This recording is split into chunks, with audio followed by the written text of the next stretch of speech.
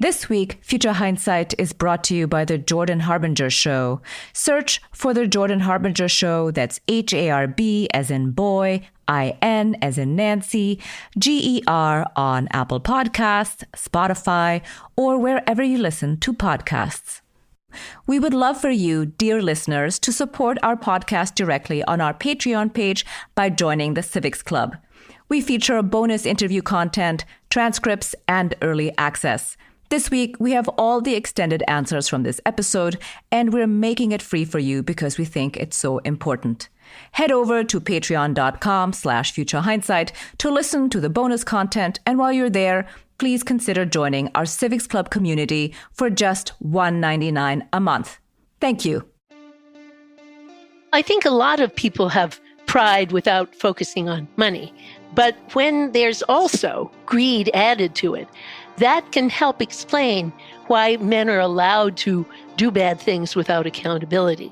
Because the structure of our society is such that if you're a wealthy person, you're less accountable than somebody who's not so wealthy. It's often the case that these wealthy people who make money are the ones who are allowed to get a free pass because they're not only greedy, making money for themselves, but they feed the greed of other people. Welcome to Future Hindsight, a civic engagement podcast. I'm your host, Mila Atmos. Our guest is Martha Nussbaum, American philosopher and the Ernst Friend Distinguished Service Professor of Law and Ethics at the University of Chicago. Her latest book is Citadels of Pride, Sexual Assault, Accountability, and Reconciliation. She says that we have a very long history of women being objectified, treated as things as opposed to as humans, and she argues that objectification, treating a person as an object or a thing, stems from underlying character traits, namely vices of domination like pride and greed. Our conversation starts with defining pride and how it works. I'm using pride, but in the sense that it's been traditionally regarded as a sin or a vice. And so my starting point is actually Dante's Purgatory, where he depicts the proud as bent over themselves like hoops so that they can only see themselves and parts of their own bodies. They can't see out and they can't listen. And that is what a lot of people are like. They're narcissistic. And I'm arguing it's that kind of bent over narcissism that underlies the treatment of women as mere things. Of course, it's not only women. There's racial pride, there's class pride, and of course, gender pride. And some people have all three. Some people have one without the other. But I think it's fair to say that most men in all societies until very recently have been brought up to have gender pride. They think that women are not full people with autonomy and subjectivity. They're there to be for them. They're helpmates in the benign case, or they might be sexual tools in the more malign case. And of course, they might be both, but they're just not people in their own right. So what I'm trying to say is if we think about that vice and how our society encourages it in bringing people up and in the structure of laws and institutions that make men accountable to nobody but themselves for what they do to women, then we can understand how objectification comes about. Feminists had written about objectification for years, and I too had written about it, but I think it's not enough to describe it. We have to ask what underlies it, what really makes it happen that way, because most people are basically good and capable of goodness, but they get, as Dante describes, bent over themselves so that they really can't see or hear.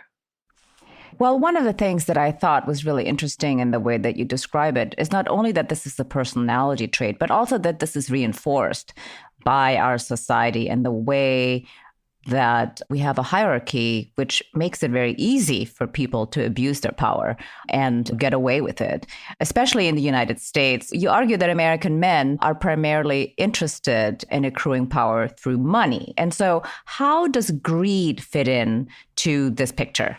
Well, I think a lot of people have pride without focusing on money. But when there's also greed added to it, that can help explain why men are allowed to do bad things without accountability. Because the structure of our society is such that if you're a wealthy person, you're less accountable than somebody who's not so wealthy. It's often the case that these wealthy people who make money are the ones who are allowed to get a free pass because they're not only greedy, making money for themselves, but they feed the greed of other people. So Bill Cosby was an obvious case of that, but he was just an example. And I remember when the Cosby case came out, everyone was saying, oh, there's one bad apple in the media world. Actually, I had been assaulted by a very similar media star, and I wrote about that story. And immediately when I wrote it, so many people wrote to me saying, oh, yes, this has happened to me. And I think what's so interesting is that as long as the people are healthy and well and making lots of money for other people, then no one touches them. But it's the minute they're old and sick. James Levine, the conductor, for years, everyone knew that he was abusing young men. And by the way, sexual abuse can target powerless men as well as women. But it was only when he was too old and sick to really go on making money for other people that he was finally brought to accountability or some measure of accountability. So I think that's where greed comes in, that people are willing to just look the other way because everyone is making a profit. Yes, only when the bad actor is disposable does this person actually get disposed or held accountable. One of the things that you mentioned just now is about your own experience. And I think there is this idea that, like you said, that this is a rare occurrence, but actually it happens to a lot of people. And I think most women know somebody to whom this has happened to if it hasn't happened to themselves, and or have been the subject for sure of some type of harassment. I think that, at the workplace or on the street being catcalled, I would say that the occurrence for women is approximately 100%. And so one thing that you mentioned in the book is that there's a chasm in the understanding of when something is forced and unwanted, and that we basically inhabit a different reality, that men have a different perception than women. Can you talk about that a little bit? Because I think that helps us understand our next question. Yeah, I think that men for a long time have had this picture that if a woman is out there sexually and she obviously isn't a virgin, then it's okay to do anything you like. That's one false belief that men have had.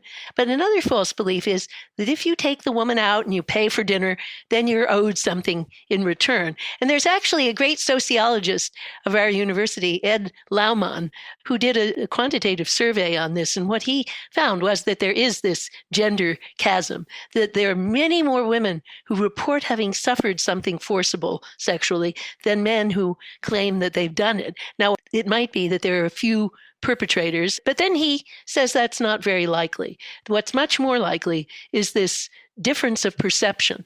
The men try to have sex with a woman, let's say after a dinner where they've paid the bill, and they don't think it's forced, but the woman does. And that happens, I think, all over the place.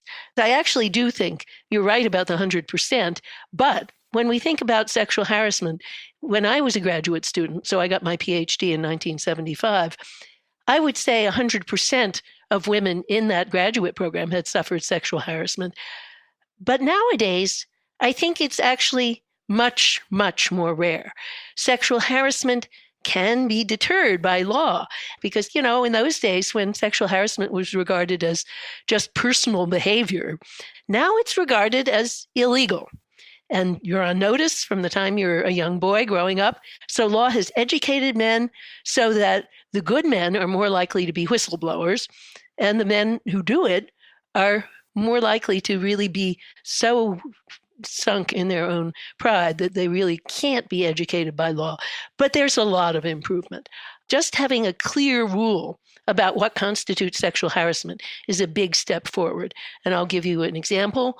In our university, in my own philosophy department, there was actually a woman in this case, assistant professor, who wanted to have an affair with a male graduate student. And instead of just going ahead and having the affair, she went to the chair and said, we would quite like to have an affair, but what are the rules? And the chair said, well, we'll set it up so that you never supervise this person's work and you never sit in any meeting where his work is being discussed. And then they went ahead and had the affair, and by now they're married and they have children and so forth. But that's the way having the rules there prevents abuse.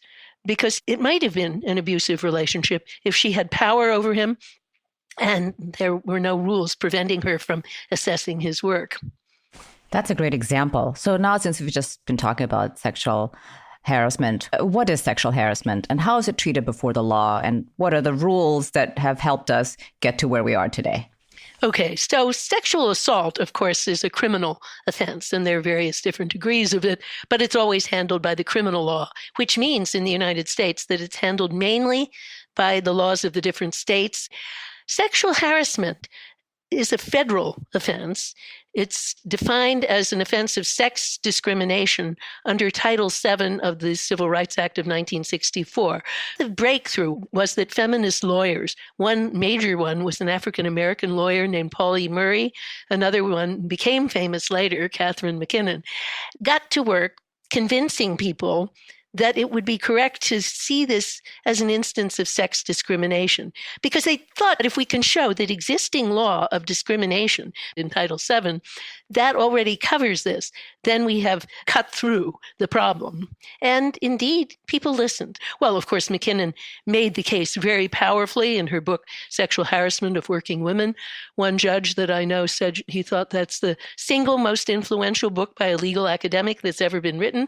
So the judges and the courts began to understand that this is sex discrimination. But then they had to define it. Now, it was pretty obvious that if there's a quid pro quo, sleep with me, or you don't get promoted, or you lose your job, that's sexual harassment.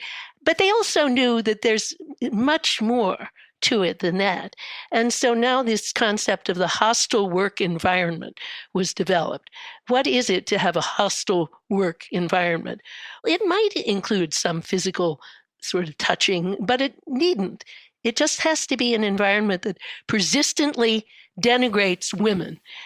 It doesn't even need to include sexual relations. There's one major case I talk about, the first woman who worked in General Motors plant in Indiana, who was bullied and with sexual stereotypes, and people cut up her working overalls. They wrote obscenities on her toolkit, and they even urinated at her from the catwalk. But they never tried to have sex with her. So that is another kind of sexual harassment. But then how to define it? So two concepts were considered. Should it be something that's involuntary, or should it be simply unwelcome? Because if it's involuntary, that really means it has to be close to force. But they wanted to make it broader. So they said, no, it can be unwelcome merely. The first major case was of an African-American woman who was the plaintiff, and she had actually consented to sex with the supervisor on several occasions, but it was unwelcome. She didn't want to, and she just did it because her job was at stake.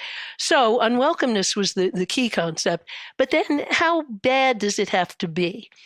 The courts said it just has to be pervasive and serious. So pervasiveness, how many times, just a single remark is not enough, but a pattern is what they're looking for. And how grave is it? Now, these are squishy concepts, and the cases don't always come out right. There's more legal work to be done there, but at least it's big progress. So in terms of being able to define it, what is the guidance that you would give? Given that we're a common law country and the law evolves through precedent and case law, there's no point in trying to have a formal definition on top of this, but we need case law to lead us in the right direction. That's how these other concepts have been clarified over time. We need more women on the bench who see these things from a woman's point of view. Diane Wood of the Seventh Circuit Court of Appeals has written about this and said, what looks to a man like mere joking and horsing around, from a woman's point of view, you understand how grave it is. Ruth Bader Ginsburg once said she thought the main reason to have two women on the Supreme Court, at least, is that women are not all alike, and they don't want to have just the woman's point of view, but we want to have several different women's points of view. Now, the other thing that needs to be clarified is liability. Sexual harassment, the plaintiff is an individual, like Michelle Vinson, the African-American woman who brought the major first case, but the defendant is not the supervisor or the person who does the harassing. it is the employer. And so if the employer can show, oh, we're not responsible because we put out guidelines and rules and they just didn't follow them, then they sometimes get off of the charge. Often the perpetrator also has to show that he was ignorant of the rule or something like that. The first thing that should happen is that we should at least consider making dual liability, that the perpetrator also is liable. Sometimes, of course, it's a criminal offense as well, and then she could bring a criminal charge. But when it isn't, if there's liability of both the employer and the perpetrator, that might be a step forward. We'll continue our conversation with Professor Nussbaum in a moment. I want to take a quick second to thank today's sponsor, The Jordan Harbinger Show. Jordan hosts one of the best interview podcasts around, and I know a thing or two about interviews, so that is high praise. Jordan uses his questions to help you get better informed, think more critically, and make sense of the world in new ways. His guests are world-class athletes, business leaders, scientists, thinkers, and everyone in between. You never know quite what you're going to get, but you can rest assured you'll learn something new. With over 500 episodes in his back catalog, you can dive in and swim around in the knowledge he shares. I really enjoy the show and think you will as well. There's just so much here.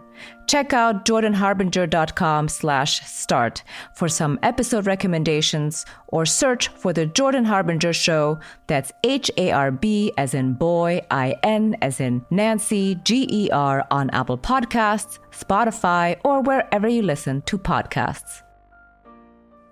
I think one of the best examples here is the Division I ball players, because there have been lots of complaints against specific ball players and the sport in general, and yet they are completely insulated because there are these booster organizations that pay for legal fees, that insulate the players, that make the charges go away, that victim blame and victim shame. So in what way does Division I football and basketball show us what we still have to do? Of course, there it's usually sexual assault. It's not even a workplace hostile environment sort of thing. It's that there's an encouragement and a kind of free pass given to players who commit actual crimes. Because according to the NCAA rules, if they're even charged with a crime, they're not eligible to play. And it's not even the university that's in charge in these cases. As you mentioned, there are these investment groups, they're apparel companies and other rich people who form a kind of nexus with the university. They pretend to be a part of the university, and they are so influential that they can really hire and fire the president of the university. So they, together with the coach, form a kind of conspiracy to avoid accountability. It's particularly bad in football. I think basketball has improved considerably, largely because players are going after just 1 year and they're going to the NBA. And increasingly, the NBA has developed minor leagues, encouraging more and more players not to go into the college thing at all. I think that's quite possible for basketball. But football is different. Football is played only in the United States and maybe a little bit in Canada. And so they don't have any other source of players but the colleges. And it's enormously expensive. There's a kind of rat race to compete for the best players. You have to have the best facilities. And that's where the boosters come in. They invest, but then they expect to call the tune. So that is hard to see what's going to happen next. And yet, something has got to give, because the Supreme Court is going to hear this antitrust case about whether they can continue to be called student athletes, therefore not really paid a salary. And I think the universities are going to lose, that these people have to be paid a salary. Well, the minute they're paid a salary, it makes no sense to pretend that they're students. They're like hired entertainment, basically. But then will they still recruit the players that way? I don't know, but it'll be fascinating to see what happens next. Yeah, that's a fascinating idea to be like, well, if we're just going to hire these people, then are they even going to pretend to go to school like they're pretending to go to school now? One of the things that you mentioned was that there are these, what is it, paper courses? The professors write their own papers. And I thought, wait, I didn't even know this was happening. Oh, yeah. There's a race to the bottom. It's just in the structure of the system. This is why I say Division I can't be reformed. It really has to be abolished because of the collective action problem. If there are 150 schools competing for, let's say, each year, 5 big talents, well, of course, they're going to lower the standards academically, lower the behavioral standards. Notre Dame, which used to really have very high standards for both academics and behavior, has already gone down that road of lowering standards. So I talk about a case where they allowed a player to be admitted who had already been convicted of assaulting his high school teacher. And then, while he was a student, he raped a student at a neighboring college, and she subsequently committed suicide. And Notre Dame just covered up the whole thing. And then this player who went on to the NFL and played for Atlanta almost immediately committed a terrible crime. He killed his girlfriend's dog, who was a little teeny dog, a Yorkshire Terrier. And so then the team let him go. So he's no longer playing in the NFL. The NFL is much better than the college leagues. They mean business and they have real discipline. And the reason is they have lots of players who could do the job, but the colleges don't. They have to cling to their one big talent. Well, I think when you talk about the NFL, it's also because that's a real workplace. It's also regulated now by proper rules in a way that colleges aren't. You mentioned a really interesting idea in the Assault on Campus chapter on having insurance. Can you talk about the insurance idea? The brilliant idea is due to my co-author, who is a law and economics professor, a wonderful scholar, Saul Levmore. We want to incentivize prompt reporting. And we're trying to think through this problem of why is it that so often there's sexual assault but there's no reporting. And so one of the parts of our solution is this idea that each entering student would get insurance through something like a law firm. And then the person who is charged repeatedly with sexual assault and found to have some accountability would soon lose his insurance, just the way that if you're a bad driver, you're going to lose your insurance or have to pay an exorbitant premium. And that would be a deterrent. And it would also encourage people to think there's some reality to the fact that if I report, something will really happen. It's like when you're in an accident and there's an incentive to report because the other party has insurance. And so you know that if you charge them, then you can get compensation. Another thing is that if fraternities have clusters of such people who lose their insurance, then maybe that whole fraternity would be tossed off of campus. So anyway, I hope somebody tries this out. Yeah, I hope so too. I thought it was a brilliant idea. And to your point, I think fraternities would be like the number one liability. I mean, they would lose their insurance almost immediately. But so you talk about a future with trust and a radical type of love, a future with a justice that seeks reconciliation and a shared future as opposed to retribution. How do we get there? What are your ideas on how we can have this kind of, I don't want to say ideal, but, a future that's really a hopeful path forward? Well, I think the first thing really is law. Because when there are laws and wherever there are clear workplace rules, things are much better. And they've gotten so much better in universities than they were before because of the existence of rules. I mean, you mentioned quite rightly that the NFL and all the pro leagues have clear rules. And then when somebody offends, we know what's going to happen. But the players on campus don't have clear rules, and there's an incentive for them to offend. And in the arts is another area where everything is so amorphous because the big shots are powerful over everyone. This is how Harvey Weinstein could offend again and again because people who weren't his employees right then thought, oh, well, I've only got a job for the next 2 months. Maybe someday Harvey Weinstein will hire me. So what we need is clear rules. And right now, the arts labor unions are starting to be much tougher. They have been in the past very weak. But it's partly because they haven't had a bargaining partner until now. And now the management is getting much better, too. The infusion of women's viewpoints and really progressive men's viewpoints into the arts world has made management quite different from what it otherwise would have been. So I think that structure and law are the first part of the solution.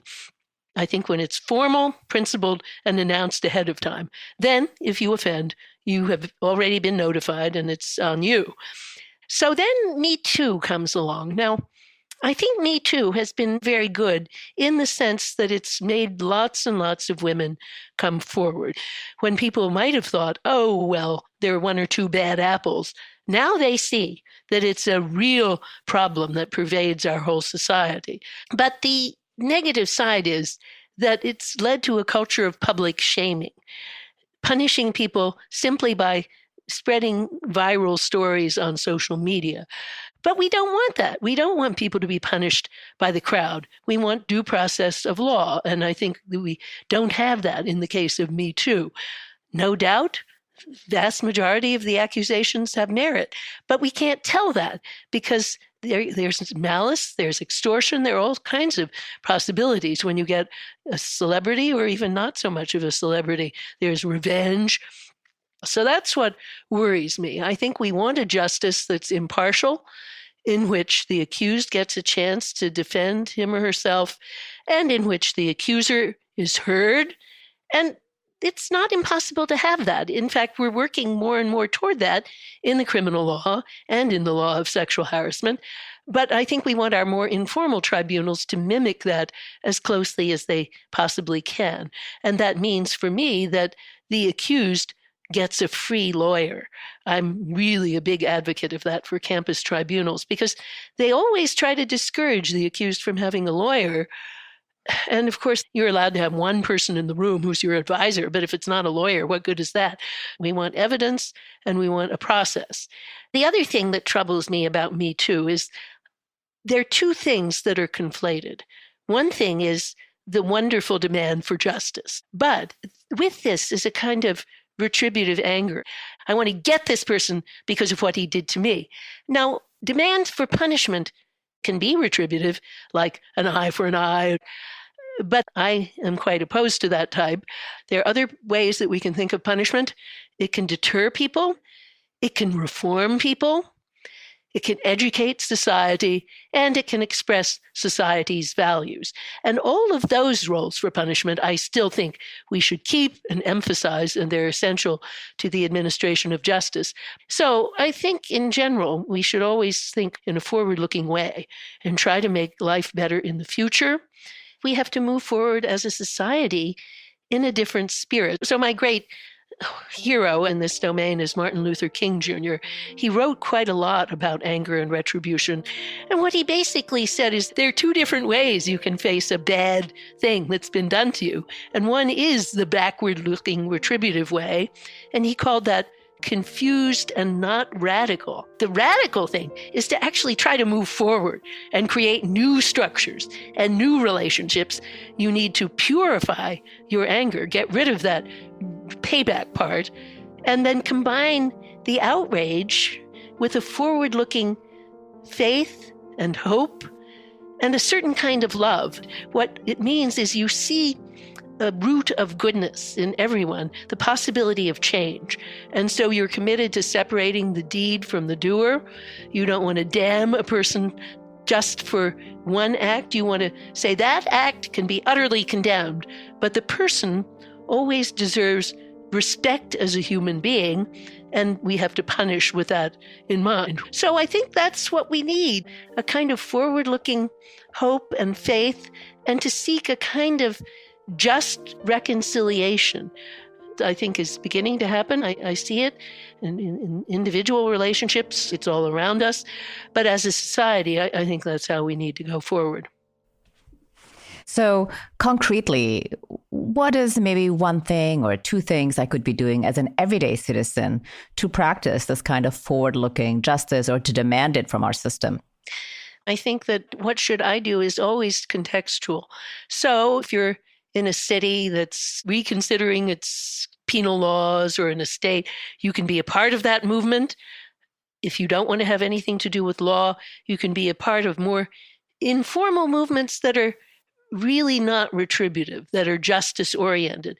I think the Mothers for Drunk Driving is such a movement because instead of just trying to destroy all the drunk drivers, they tried to get clear rules about enhanced penalties for drunk driving so that people will be deterred. And I think that's been a spectacular success.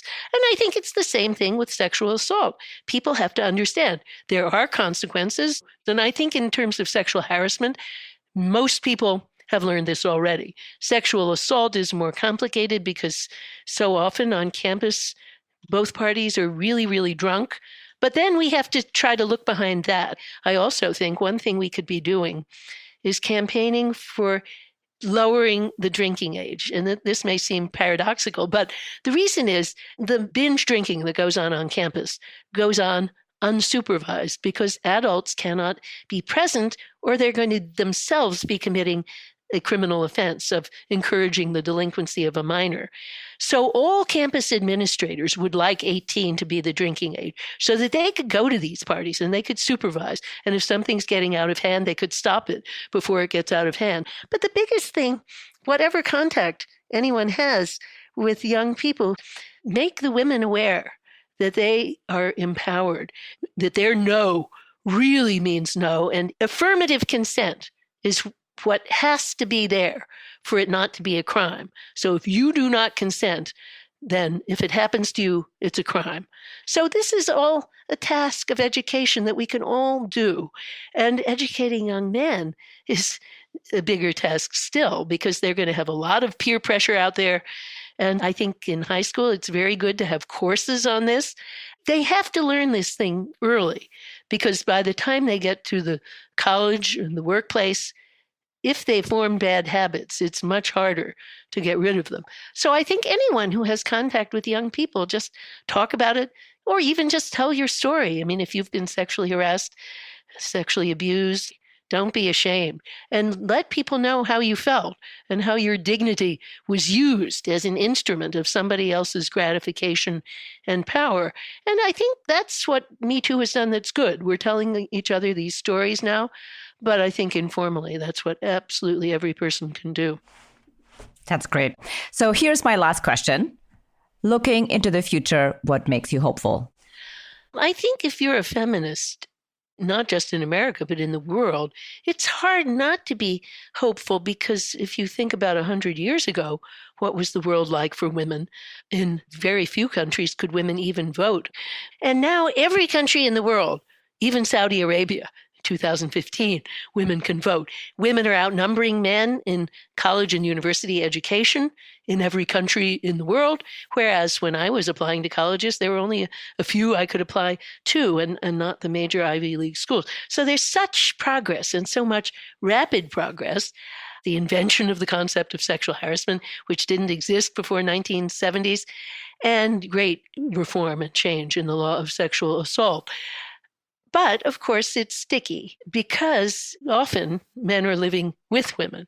And when you're living with somebody and you've been brought up to think that that person who's living with you should be your tool, you have a hard time giving that up. Men want to achieve and they want to progress, and they have to have somebody to help take care of the kids and increasingly take care of the elderly relative who has moved in.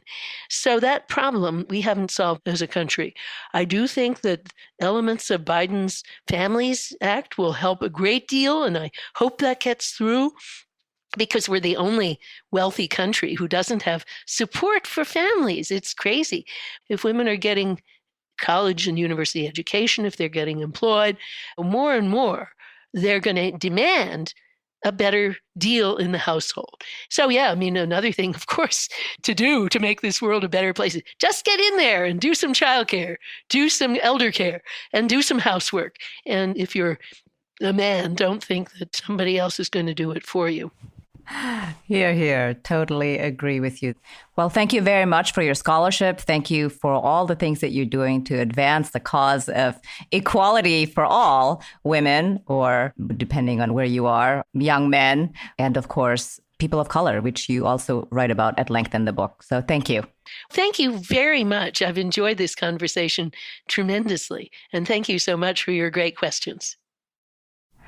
My favorite part about the book and the interview is that Professor Nussbaum makes clear that assaulting and harassing women is an abuse of power that originates with the objectification of women. Also, I have a new appreciation about the progress we've made as a society in the last 50 years. I do believe that our culture has changed significantly, and while there's more to be done, harassment at the workplace is much reduced, and more often than not, those who commit assault are held accountable. I'm hopeful that the prescriptions in law and structure, like better rules, will bring about even better habits in empowering women and the powerless and recognizing their full humanity. It's the first step towards practicing reconciliation and justice with radical love, void of revenge and retribution. Next week, our guest is Jennifer Taub. She's the author of Big Dirty Money, The Shocking Injustice and Unseen Cost of White-Collar Crime, which examines who gets a pass for committing such crimes, the actual consequences of what we often think of as victimless crimes, and ways to hold the perpetrators accountable. To me, implicit immunity means that based on your status in our society, you're going to be given a pass and a lot of second chances and third chances, and in some cases, infinite chances, even if you violate white-collar criminal laws. And when someone of that status ends up getting prosecuted and put in jail, they end up going to a kind of club fed, a minimum security prison camp.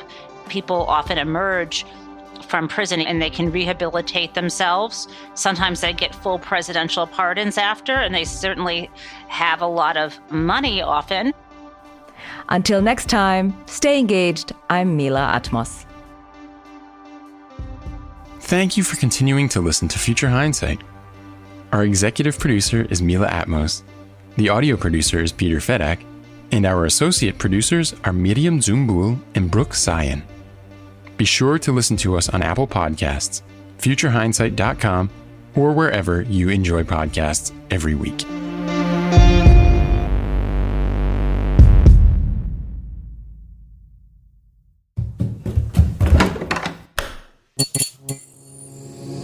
This podcast is part of the Democracy Group.